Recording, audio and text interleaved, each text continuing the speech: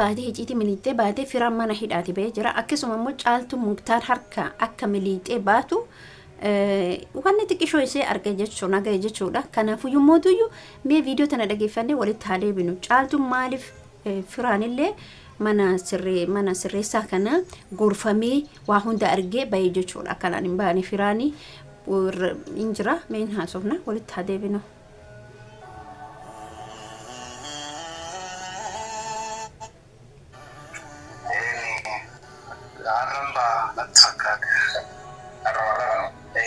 Masata yang dia meriam, aye, kalau amani bata, nah, yo kan amat situ orang tadi aku di mikir, kami juga masih beri, waktu toko anggu tu juga, saya buat tiga saat yang kasih bantu kan ada bata, juga mau kasih tiga saat yang kasih bantu ada di burung apa kan, berapa yang tu?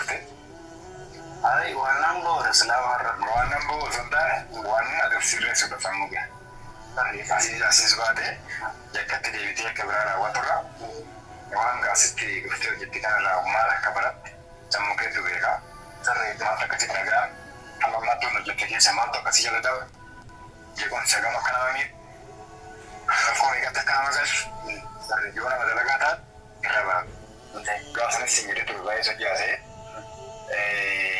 namni waan kamuyyuu badii irra kamuyyuu yakka hamallee yoo sirriitti raawwatan maal godhuu qabda bifa seeraatiin bifa tasgabbii tasgabbooftee waan wayiis. Assalaamu alaykum warahmatullahi wabarakatuh. Jirtu akkam naga keessan ifaa keessanii akkuma argitanii gorfamee jira jechuudha. Firaan gorfamee jira, waa hedduu argee jira, rakkoo hedduu argee jira, qabeenyi sarkaa badee jira. Asirratti maal isinitti fakkaate icciitiin kunillee icciitii guddaadha.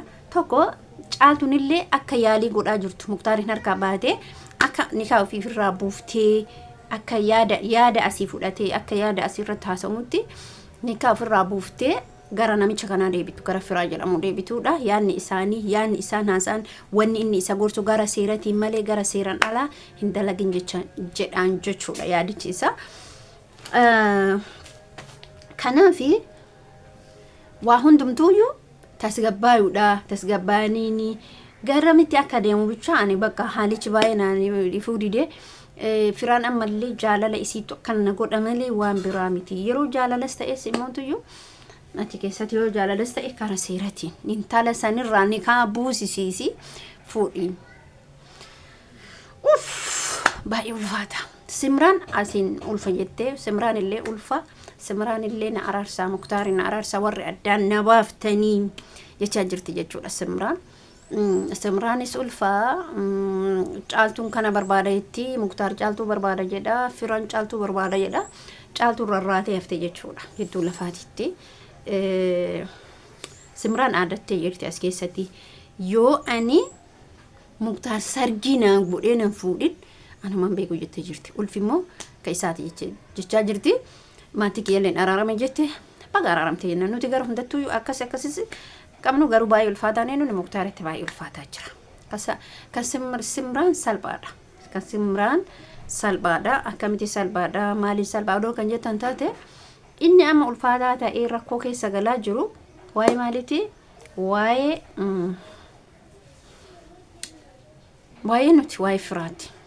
Firaa baay'ee ulfaataa haalli inni itti jiru karaan adeemsa inni itti jiru amma sila gara seerattiin deemamu akkamitti caaltuu kana argata? Akka inni jedhanitti ishiin qabeenyaaf si jaalatti mallaqa kee jaallatti malee si jaalatti yookiin yeroof jiraa miti. Gaafatti mallaqa dhabdee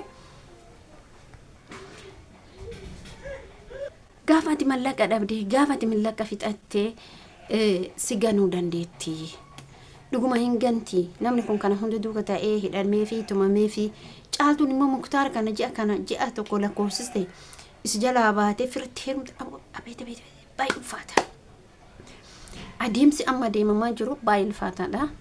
Erga mana hidhaa seenee firaan immoo qabeenyi isaa bittinnaa'ee jira.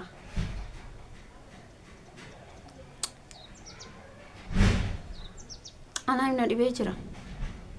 Etaa firaan kun mana seeraas dhaqee hin hidhame asin jiru barnuti tasaafarre waan qabnu kana bakka jechuudha caaltuun immoo yoo hiceetiin xiqqoon nageete caaltuun akkatti Muktaariin harkaa mileeyte ba'uu heddii yaada jedhamudha. Akkati baatu malli itti baatu hin jira salphaamatti jechuudha. Salphaadha. Tokkoffaa isaa walitti ni araaramti. Lammaffaa immoo harka keessatti xiqqoo ishee bakka baduu hin dhifti maal jechuun dhifti nageenya mana keessatti ni buutiin salphaata. Muktaariin harkaa baasuuf ba'uuf Muktaariin harkaa miliquuf yaani jechuun akkasiiti gaafa firaan caaltu fuudhi Muktaar lafa kanarra ni deema. Ana kana bakka nama wanni natti yaaddoo guddaa ta'aa jiru fuuldura kana jechuudha. Muktaar qad jedhee lafa kanarra jiraatee deemu Simraan fuudhee Simraan wajjin jiraatamu bakka kami dubbiin garam deema. Akkas isin jechuu barbaada hordoftoota kabajamtoota kiyya caaltuun illee amma baay'ee ulfaataadha. Daamni isaaniillee jidduutti miidhamtee jirti. Akkasii rabbi isaanii haalaafisu gamagamanitu Simraan immoo Simraan amma turtee dhuftee ji'a 5 booda turtee dhuftee ibidda qabsiisaa jirti. Ibiddi isin qabsiistu ani ulfaa'ee jira ani ilma Muktaar gara qaba. Mustafaan immoo kiyya ka Muktaarii miti. Ishii gaazira ka Muktaarii miti. Ani beekuu bakka fidde bakka wal morman bir hundi jechuudha. Kanaaf kana fakkaata. Kanaaf wanni isin jechuu barbaadu jarri kuni garamitti akka deeman hin barbaadu. Falli akka dhufu waan hin barbaadu. Hin ulfaata sirrimatti. Wanti isaan itti deeman baay'ee ulfaataadha.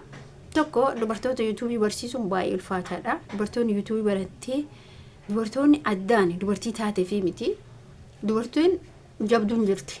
Dubartiin jabduun ta qabdee deemtu. Ta gara nan jenne ta gara sin jenne haa deemu abbaan manaa isillee haa ilma argate taananiin maatu niqniq si goosise. Ilmi guddaan ilma argachuudha.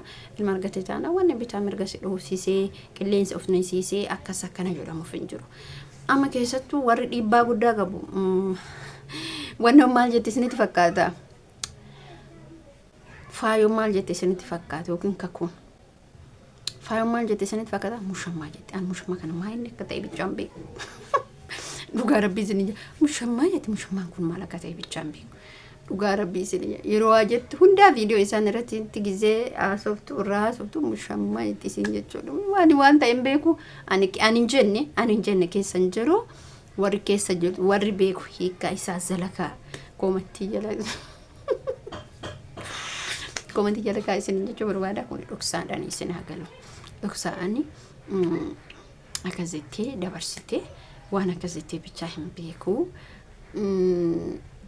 Akkasi dubbiin akkasi kanaafuyyuu obboleeyyan kiyya jarri kun garamitti akka deemaa jiran adeemsi isaanii eessatti akka deemaa jiru caaltuun garamitti dhuguma caaltuun namicha kana deeggartii firaa deeggartii immoo sila garuu Muktaariin itti fufti immoo yaanni jedhamu wantoota ulfaatatu fuuldura kana jira.